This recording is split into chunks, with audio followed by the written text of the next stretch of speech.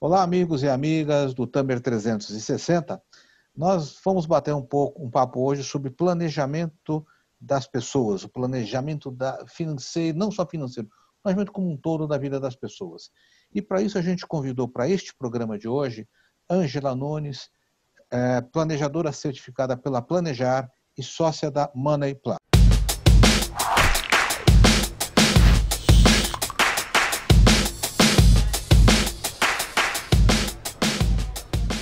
Ângela, primeiro eu queria agradecer muito a sua presença aqui no nosso programa. E você atua numa área que você tá valendo ouro no mercado, que é fazer o planejamento das pessoas, cuidar das pessoas. O que o planejador financeiro faz? Qual é a atividade efetivamente que você faz e como é que as pessoas se relacionam com você, Ângela? Boa tarde, Sérgio. Obrigada pelo convite. Muito bom estar aqui com você. Na verdade, contando um pouco do que é o planejamento financeiro, o que é um planejador financeiro, o planejador financeiro ainda não é uma profissão regulamentada no Brasil, ela é uma atividade. E o nosso trabalho é fazer dar um apoio para a vida financeira das pessoas. Assim, fazendo uma comparação muito simples, só para fazer um paralelo, é como se nós fôssemos um pouco do médico, mas do ponto de vista da vida financeira. O nosso trabalho é um trabalho holístico, a gente não está falando só que eu vou conversar com a pessoa que faz investimento, né, a pessoa que está endividada. Eu trabalho com todo o espectro da vida financeira das pessoas, que vai desde a parte de organização financeira mesmo. Tem muitas pessoas que têm uma dificuldade enorme de fazer organização financeira, e quando eu falo de organização financeira, é até mesmo uma visão de receitas e despesas, de como é que ela utiliza os recursos que ela tem disponível via salário, prolabore, vai passando por toda a parte de constituição de reservas, como você rentabiliza essas reservas, porque muita gente fala onde eu vou investir, mas esquece que antes de investir tem que poupar, né? Então a gente trabalha muito nessa criação de capacidade de poupança, né? De como é que você pode ser um poupador liquidamente falando, né? Que pode servir para você pagar dívidas se você estiver endividado, ou para você realmente constituir reserva para objetivos futuros, que vai desde a reserva mais básica, que é a reserva de emergência, até a reserva de maior assim, prazo de constituição, que é a reserva para a longevidade, né? A reserva para aquele momento que você para de trabalhar, para de estar na atividade produtiva no sentido de geração de renda. É claro que mesmo quando você para, às vezes, de gerar renda, você é muito produtivo em outras áreas, né?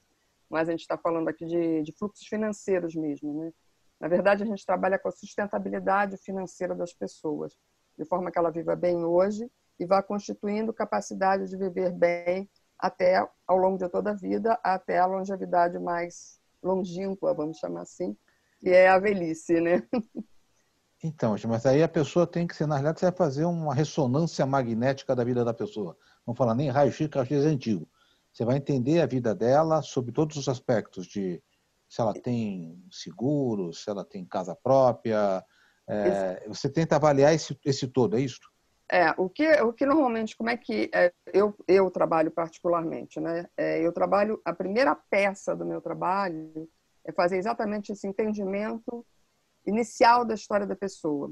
E é muito interessante porque muitas vezes a pessoa vai com um problema específico, ou com um desejo, ou com um objetivo específico para conversar com a gente, né, com o planejador financeiro, e ela acha que ela vai falar só daquele tópico, né? Onde eu aplico meus recursos? Então ela acha que vai falar só daquele tópico.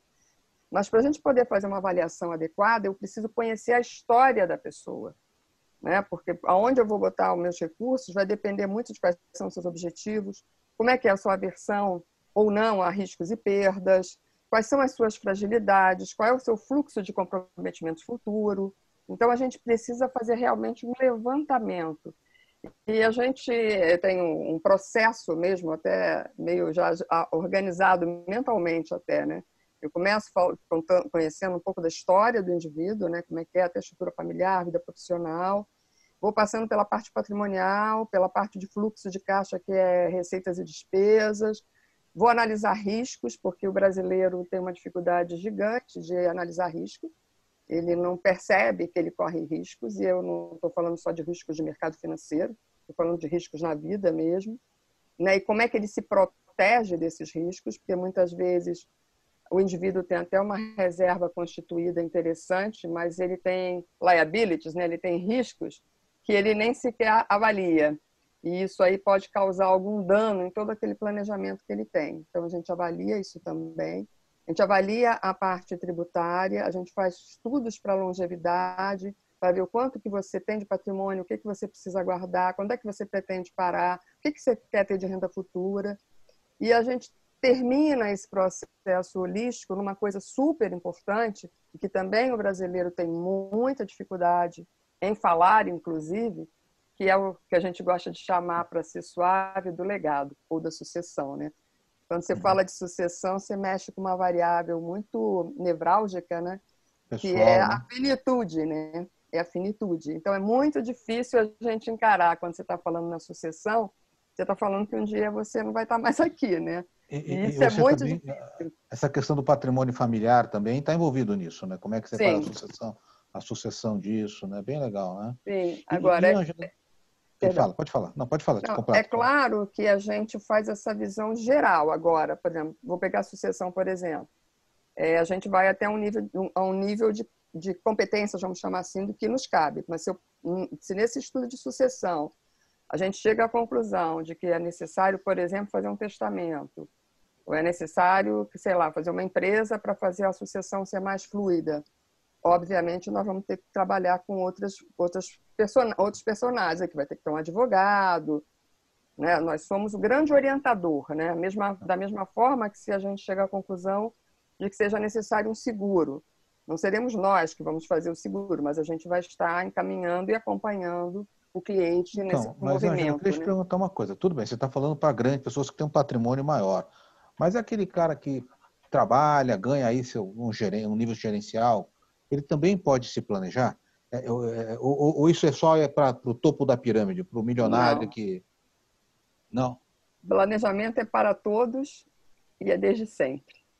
Quanto mais cedo você começa, mais eficiente você pode ser. Uhum. E não independe um pouco de tamanho, o planejamento em si. Claro que resultados são distintos, mas o planejamento em si, ele não depende propriamente de tamanho patrimonial ou de renda. Ele depende da sua organização, né? Você pode até ter um salário relativamente baixo, mas ser tão bem organizado que, por teu padrão, né, de vida, você viva uma vida confortável e sustentável. Não estou aqui, a gente não trabalha para enriquecer. Olha, o nosso trabalho é enriquecer pessoas. Não é esse o mote. O nosso trabalho é o bem-estar financeiro das pessoas, é a sustentabilidade das pessoas. Esse é o grande foco. E a gente costuma dizer que o planejamento financeiro ele transforma a vida das pessoas. Porque quando você tem uma vida desorganizada ou você tem um problema na tua vida financeira, isso é um desgaste pessoal profundo, né? Você passar todo mês naquela ansiedade de vou fechar o mês ou não, vou ter que tomar um empréstimo ou não. Se você tem uma organização, você consegue fazer alguma ação nesse processo. É óbvio, se você perde o emprego, é uma realidade diferente, mas você consegue, no fluxo, ser mais eficiente. E eu costumo dizer que a gente, na verdade, quando a gente fala em planejamento financeiro, a gente parte de premissas, é óbvio, né?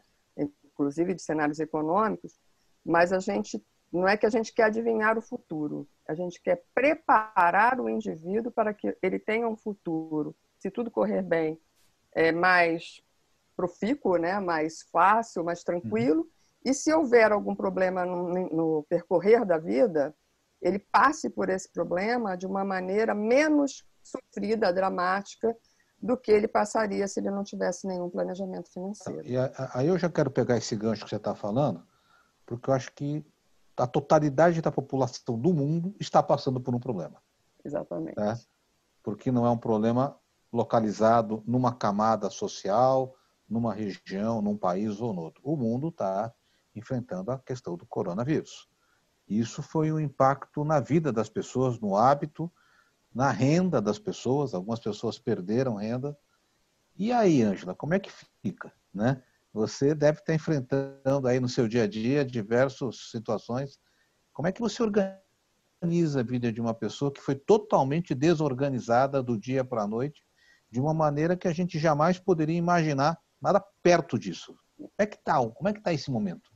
Olha, esse momento está da seguinte forma. As pessoas que já tinham algum planejamento financeiro, tinham aquelas bem planejadas, tinham algumas com algum planejamento financeiro, estão passando por essa fase, não é sem sofrer, né, os impactos, mas sofrendo os impactos de uma maneira um pouco menos acentuada. Porque se você tinha uma reserva de emergência, suponha que você tivesse uma reserva para um ano da sua vida cotidiana, podendo acontecer sem você ter renda.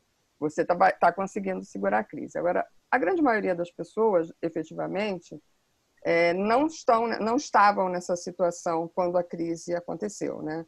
A gente não tem muito hábito de guardar dinheiro, né? O brasileiro ainda não tem o hábito de se organizar e não tinha essa visão de que organização significa assim, uma tranquilidade. O valor do planejamento financeiro não era muito percebido.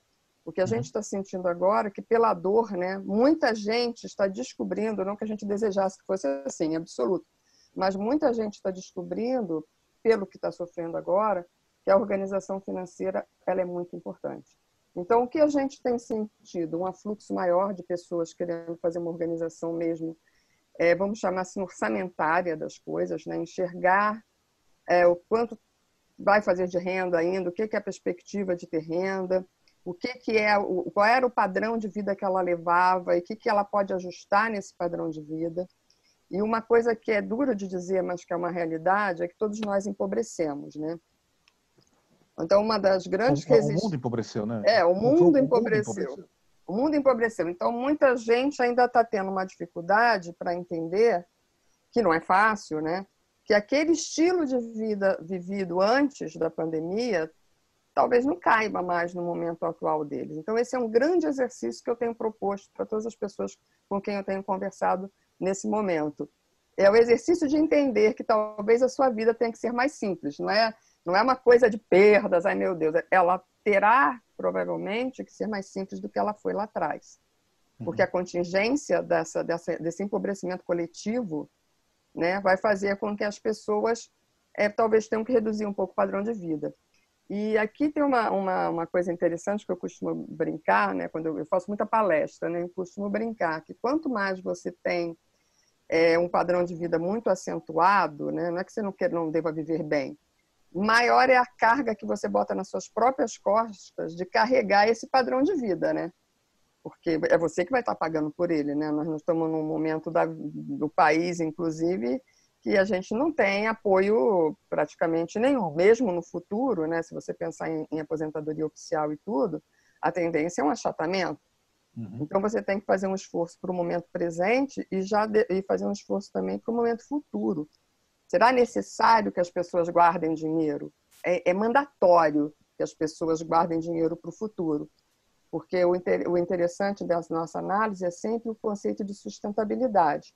É o eu hoje produtivo, gerando condições de eu viver o meu momento presente, mas gerando condições de eu viver o meu momento futuro. Então, mas aí que eu queria fazer uma provocação para você, Ângela. A gente sente que se você ganha 1.000, você vive com 1.000.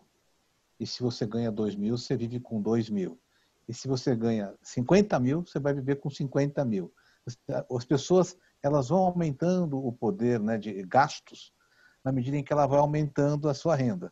Como é que a pessoa consegue viver com R$1.000, você pergunta? Ela vive. Aí quando ela ganha 10, ela vai gastar os 10. Essa é uma característica, não sei se é nossa, latina, né? E agora ela está tendo que reavaliar isso. Outro dia eu estava pessoalmente vendo um carro. Aí eu estava vendo que o seguro do carro era quase R$30.000. Eu falei, gente, tá louco, né? Quer dizer, não faz sentido, né? Quer dizer, você tem que controlar a sua vontade de ter aquele carro, aquele bem que vai te dar um prazer, mas quando você olha a conta, quanto custa, né? Você para racionalmente e não toma a decisão. Como é que você faz isso num povo que gosta de mostrar que tem, como é que faz? Olha, existe uma coisa muito interessante, eu estudo muito comportamento, né? Eu trabalho muito com psicologia econômica. Vou usar um termo aqui técnico, mas eu vou explicar. A gente fala muito de escolhas intertemporais, porque isso é uma escolha intertemporal. Porque a vida financeira da gente é uma grande equação matemática, né?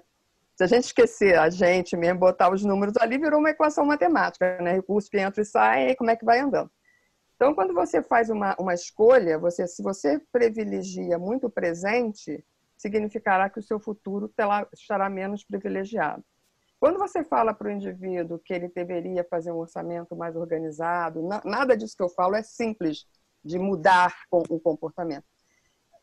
Ele sempre pensa na perda. Eu trabalho muito com isso, porque eu atendo pessoas. Então, toda vez que você fala, vamos fazer uma organização orçamentária, vamos ver como é que está o seu orçamento para ver o que é possível acomodar, a pessoa pensa sempre na restrição que eu estou propondo para ele. E a minha proposição, que ajuda muito a mudança desse pensamento, é que você tem que tirar esse conceito de que você está entrando em restrição, em perdas, e a sua perda é uma troca. Então, eu gosto de usar essa escolha intertemporal, eu mudei o nome desse fenômeno para troca intertemporal.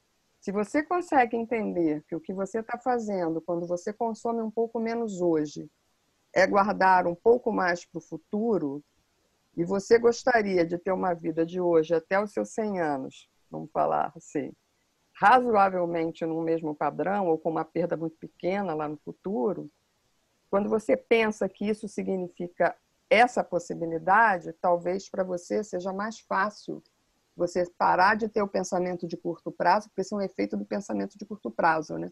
E passar a estender, porque o que a gente tem que fazer é estender o horizonte de análise, né?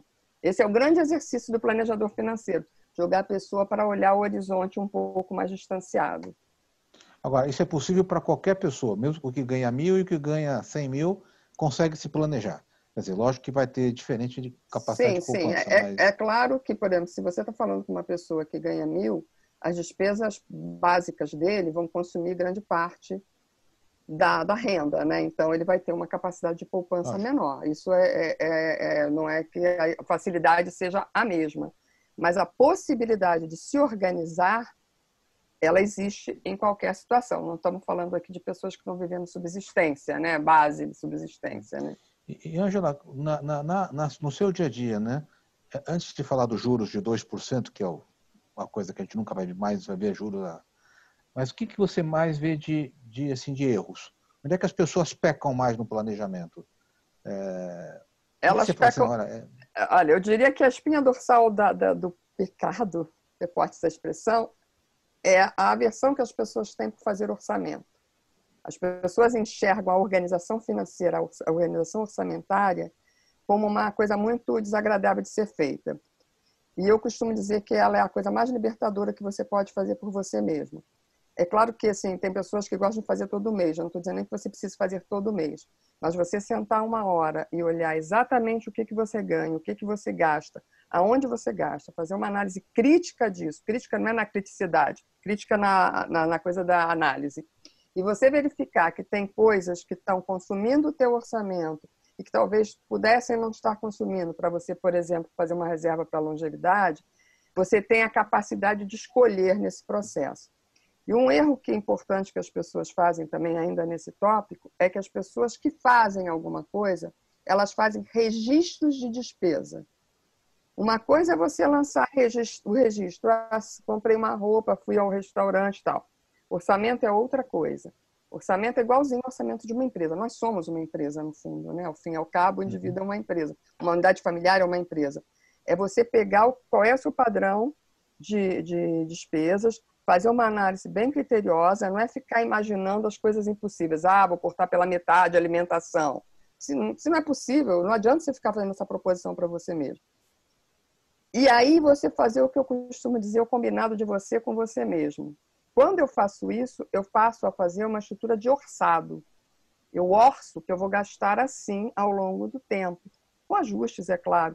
Porque isso te dá a visão de o quanto você consegue poupar ou não. E as pessoas não fazem isso. É mais ou menos como falar assim, eu vou gastar com lazer R$200, eu vou gastar com comida tantos reais, é isso? Com ensino tanto. Isso, eu planejo isso.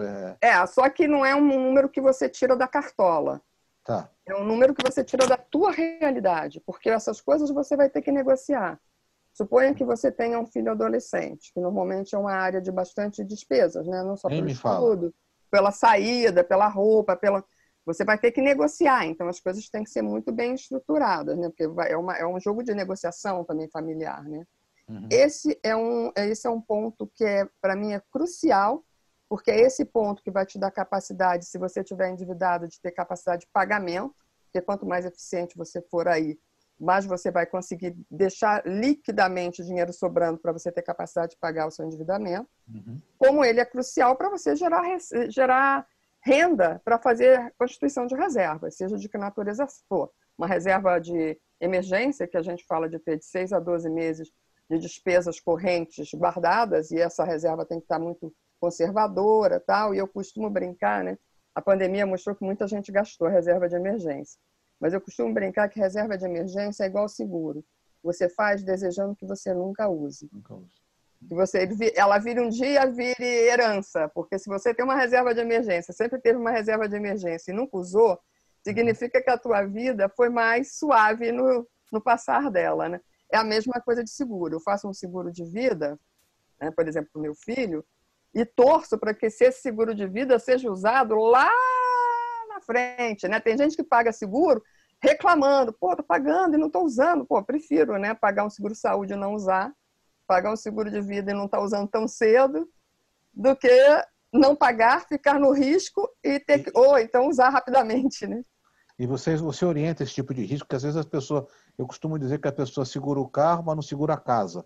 E às vezes o carro, em termos patrimonial, é muito menor do que a casa, né? O bem. Olha, a gente analisa tudo isso, em todos os caráteres, tá? A gente vai analisar sua cobertura patrimonial, né? Como é que você está, você tem uma casa maravilhosa, tal, sem seguro, dá um azar de acontecer alguma coisa, aquilo ali pode virar o terreno, né?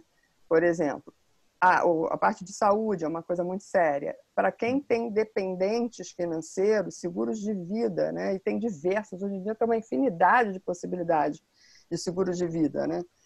Seguros para quem é executivo, né? Seguros de proteção da própria atividade dele. Tem seguros para quem trabalha meio autônomo e pode ter diárias, né? Fica doente, e tem seguros que pagam diárias. Tem seguro para basicamente tudo que você precisar, tá? Uhum. Agora, para isso, você precisa analisar os riscos, né? Se você não, quer dizer, claro que tem riscos que são imponderáveis, né? Que são os riscos sistemáticos, que você não consegue se proteger contra uma pandemia que você não sabia, nem tinha ideia que ia acontecer, contra um terremoto. Esses são riscos em que a gente não consegue se proteger. Você não consegue mitigar esse risco. Mas tem riscos que, se você se debruçar sobre a sua vida, Uhum. você vê que eles existem. Vou dar um exemplo de um risco que muitas vezes eu já trabalhei com uma pessoa que tinha uma frota de carros. Eu normalmente trabalho com a pessoa física, mas acabo me envolvendo na pessoa jurídica. E ele não fazia seguro, porque ele falou que o custo do seguro, né, que ele teria fazendo de toda a frota, se ele perdesse um carro, né, seria equivalente tal. Eu falei, mas você não faz seguro nem contra terceiros? Então, tem muita gente, por exemplo, que não faz, acho que não vale a pena fazer o seguro sobre o casco, né, o carro. Eu tenho reserva e tal. Mas, por exemplo, um seguro, falando de automóveis, né, que eu falo para todo mundo fazer, que é muito barato, né, comparativamente, é o seguro contra terceiros. Você atropelar uma pessoa, a pessoa ser hospitalizada, você ter danos físicos, danos morais. Então, a gente pode até dividir, né? Você tem um carro muito antigo, que é seu carro de estimação, eu tenho um. É o meu carro de estimação. Não adianta fazer o seguro do casco, mas contra terceiros, com certeza. Porque, apesar de ele ser um carro antigão, ele pode atropelar alguém, não é? Então... Agora, Ângela, é o seguinte, o Brasil hoje tem uma taxa de juros de 2% ao ano. Sim. Tá? Então, qualquer planejamento que a gente vivia com 1% ao mês, aquele número mágico, né? Isso destrói toda a teoria com que a gente viveu nos últimos 40 anos, 50 anos. E eu sei que isso é uma parte importante na hora que você está desenhando o planejamento dessa pessoa, né? Oi. Como é que então a gente consegue calibrar hoje? O que você acha que é uma rentabilidade hoje efetiva que a pessoa tem que procurar? Como é que ela tem que fazer esse ajuste para ter um dinheiro para o longo prazo? A primeira coisa que eu acho que mesmo quem já tinha um estudo feito, né, porque algumas pessoas pelo menos tinham um estudo feito, né, você trabalha com parâmetros, né, de taxa de juros, capacidade de guardar dinheiro, necessita de uma revisão. Porque se você tinha uma reserva que você julgava confortável para viver num cenário de 2 anos atrás, com essa queda de taxa de juros, é preciso rever, porque provavelmente esse patrimônio ele não é mais tão confortável. De duas, uma. Ou você vai ter que ter um patrimônio maior, e se você ainda está na atividade produtiva, você vai ter que fazer um esforço mais acentuado de guardar dinheiro, de poupar, ou você vai ter que começar a se calibrar e se ajustar para viver num padrão de vida menor.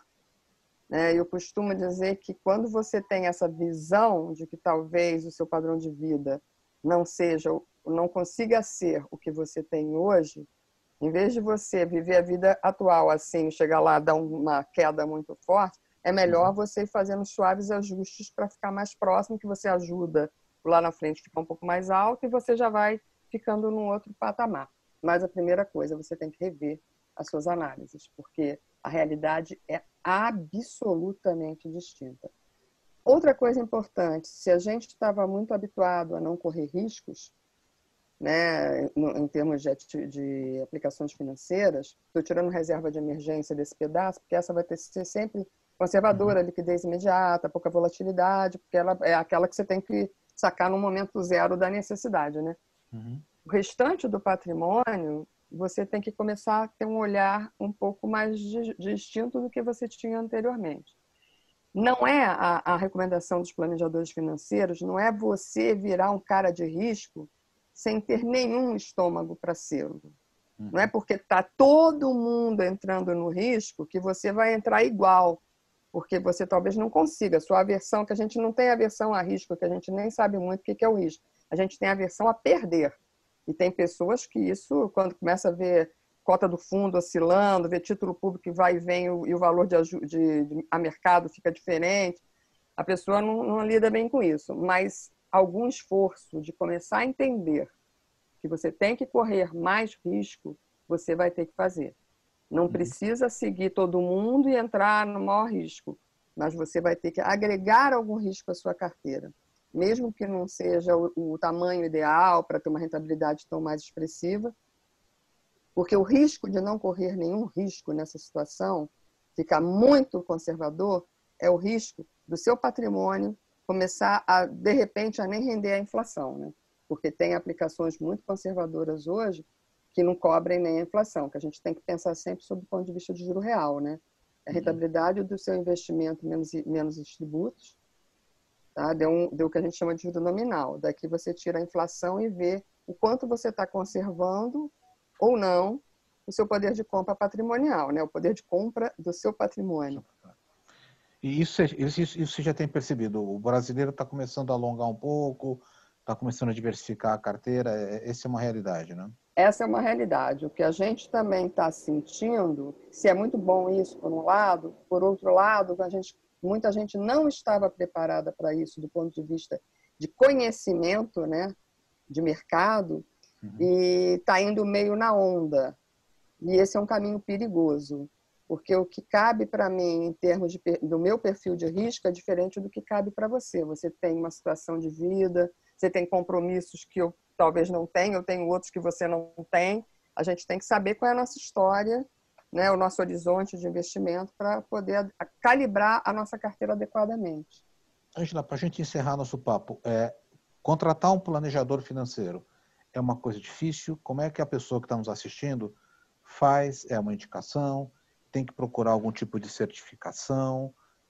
Como é que funciona o tático, né, pro nosso telespectador? Fala assim, legal, eu quero ter essa oportunidade. É caro, é barato? Como é que Olha, funciona a parte prática mesmo? a precificação depende muito, tem diversas formas das pessoas trabalharem, tá? E aí eu não vou me alongar muito se eu for explicar, mas tem pessoas que trabalham por patrimônio, outros trabalham por projeto, por job, isso depende muito. Agora, como eu sou uma planejadora certificada, né, para mim, as indicações serão sempre dos planejadores certificados. A gente tem uma associação, que é a Planejar, e na Planejar você tem se você entrar no site da Planejar, tem lá, procure o seu planejador.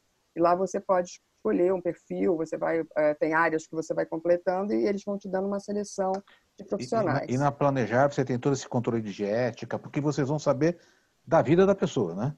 Quer Sim. dizer, Uma coisa fundamental, duas, aliás, para contar para você antes da gente terminar. Uma, um planejador financeiro, verdadeiramente planejador financeiro, trabalha com absoluto sigilo. É igualzinho um padre ou um médico quando você vai. Nada do que você me disser será comentado com outra pessoa. Eu, às vezes, mal cumprimento, se eu encontro um cliente, eu balanço a cabeça e passo, porque isso é uma coisa de sigilo.